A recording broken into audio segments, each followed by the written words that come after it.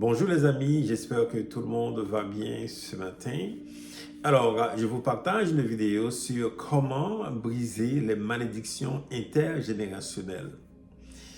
Alors, il y a les malédictions, il y a aussi intergénérationnelles. Donc, les malédictions intergénérationnelles, ce sont des situations, donc des mauvaises situations et des mauvais comportements qui perdurent dans une famille pendant longtemps, pendant des générations.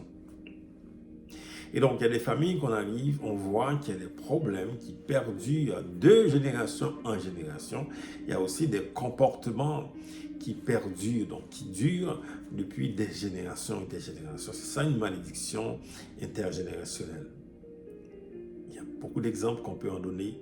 Il y a des familles, on voit depuis des générations, il y a la pauvreté qui s'installe. Malgré les efforts des gens, malgré toutes sortes de choses que les gens font, ils restent encore dans la pauvreté. Il y a des maladies aussi, des maladies mentales. On voit dans des familles qui ont une maladie de folie. Il y en a aussi qui ont des maladies de suicide. Des personnes se suicident des générations et des générations. On voit des situations qui perdurent. Il y a aussi la division. Il y a des familles que les gens sont tout le temps divisés. Il y a les gens, on arrive dans une famille, on voit que des générations, il n'y a personne qui puisse rester dans un mariage. Il y a le divorce partout, la séparation. On voit ça depuis des années dans une famille.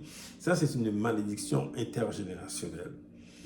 On voit aussi l'échec. Il y a des familles qu'on arrive, tout le monde échoue. Il n'y a personne dans la famille qui réussit quoi que ce soit. Et ça, depuis des générations. Et donc, on constate, évidemment, il y a un pattern.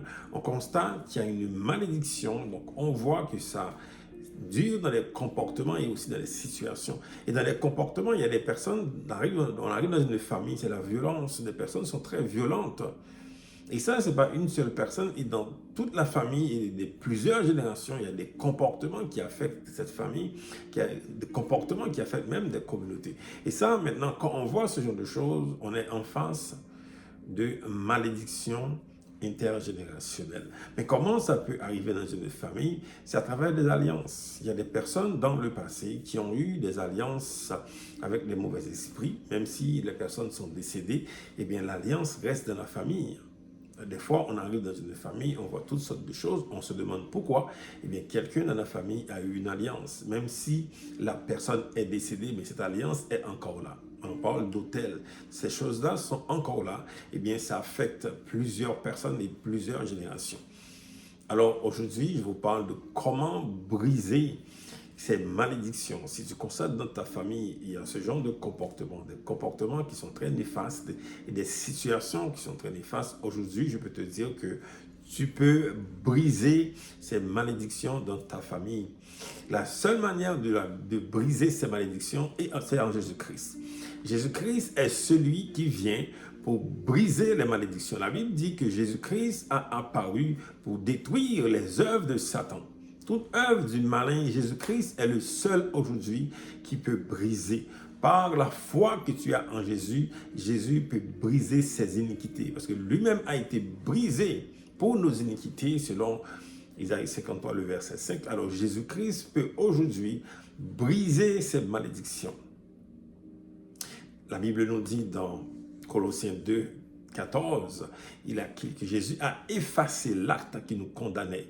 Vous savez, quand il y a un acte qui te condamne, peu importe les efforts que tu vas faire, mais tu es condamné, tu ne vas jamais pouvoir t'en sortir. Mais la Bible nous dit dans Colossiens 2, verset 14, que Jésus-Christ a effacé l'acte. Et donc, si tu crois en Jésus et tu déclares ces paroles sur ta vie, déclare ces paroles sur tes enfants. Et tu vois, tes enfants, il y a des enfants qui sont malades. Et c'est cela, on voit de plusieurs familles. Il y a des enfants de plusieurs générations. Il y a toujours un enfant qui est toujours malade d'une maladie bizarre. Il n'y a personne qui peut comprendre. Moi, je te dis aujourd'hui, c'est une iniquité. C'est quelque chose qui s'est passé.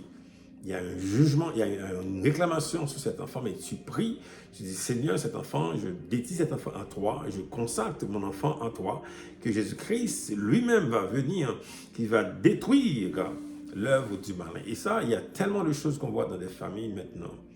tellement de comportements qu'on ne voyait pas et maintenant qu'on est en train de voir.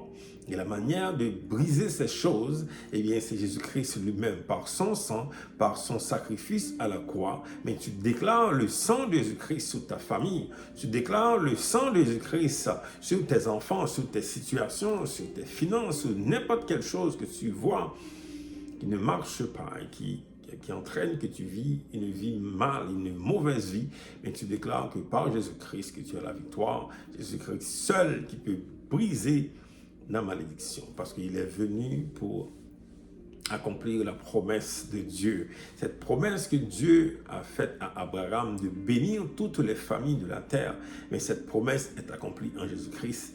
Il est le seul qui puisse le faire. Vraiment, je prie que tu puisses recevoir cette parole. Je prie dans le nom de Jésus-Christ que tu reçois cette parole et que tu vives en conséquence. Reçois cette parole que Jésus-Christ aujourd'hui est celui qui va briser les malédictions dans ta famille. Au nom de Jésus. Amen. Amen.